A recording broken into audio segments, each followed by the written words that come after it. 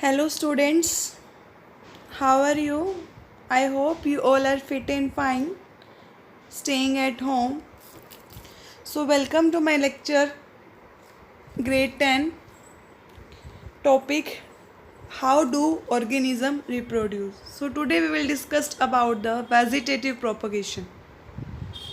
Vegetative propagation is a special case as it happens in the higher plant, which otherwise have the capability to reproduce sexually.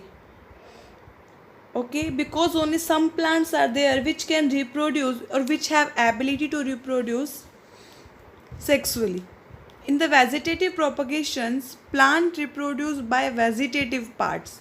Vegetative parts like roots, stems, leaves, etc. These are the vegetative parts. When a vegetative part of a flowering plant reproduces a new plant, that is known as vegetative propagation. Some example of the vegetative propagations are given below. Leaf of bryophyllum. Leaves of bryophyllum have notches on the margin. If a leaf is put under the soil, then what will happen? Small sapling grow from these notches on the leaf margin, through which we can obtain a new plant. Now, artificial vegetative propagation, in which man has used artificial vegetative propagation to grow many plants.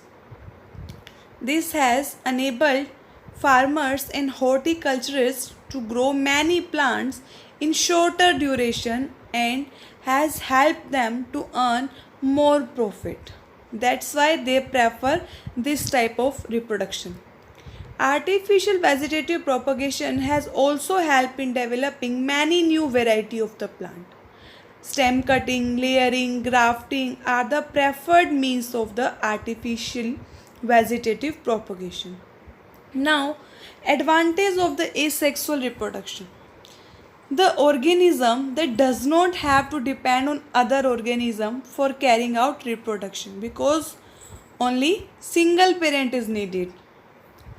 It takes less time than the sexual reproduction, and hence more number of offspring can be produced in a shorter time. The offspring are exact copy of their parents, because only single parent is involved now. That's why. And desirable characteristics can be easily incorporated into plants with the help of artificial vegetative propagations.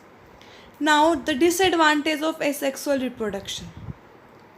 As you know, in the asexual reproduction, only single parent is involved. That's why there is a negligible chance of variation.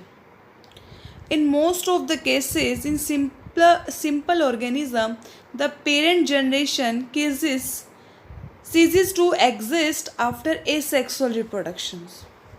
And in asexual reproduction, that cannot give rise to biodiversity or cannot give rise to evolution, which is important for the healthy ecosystem. After that, sexual reproduction and variation. As we already discussed, sexual reproduction involves two parents as well as gamete formation occur. Gametes are the special cells which are formed after the meiosis. There are two types of the gamete, male gamete and female gamete. Male gamete is sperm and female gamete is ova or egg. When gametes fuse during fertilization, the number of the chromosome become diploid after fertilization. Remember that point.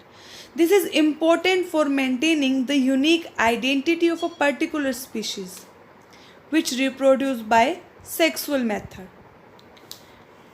In sexual reproduction, the offspring gets set of the gene from two different individuals, mothers and father. This leads to subtle variations through subsequent generation, and these variations accumulate over thousands of generations and finally may give rise to new species. That is how all complex organisms have evolved from a common ancestor. Common ancestor is monkey for the human. Now, DNA replication. DNA replication is a process by which DNA makes a copy of itself. And DNA replications happen during the S phase. S phase is the synthesis phase of the cell cycle. There are different phases, G1, G2, G0, that we will discuss in the next class. Okay.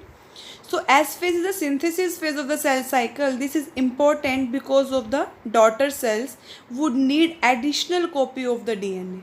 And the process of DNA replication is a foolproof process, yet some alteration that do not take place. These alterations may lead to some variations in the characters of the daughter cells. Okay, after that, in this picture you can see DNA replications. Now, sexual reproduction in the flowering plant. Flower is a basically modified leaf which bears special organs and play important role of the reproductive system in the plant, because flower is a reproductive part, reproductive organ in the plant. Okay, a typical flower is composed of 4 distinct whorls: calyx, corolla, androecium and gynoecium, that we will discuss in the next lecture. Till then, stay at home, stay safe, be happy. Thank you.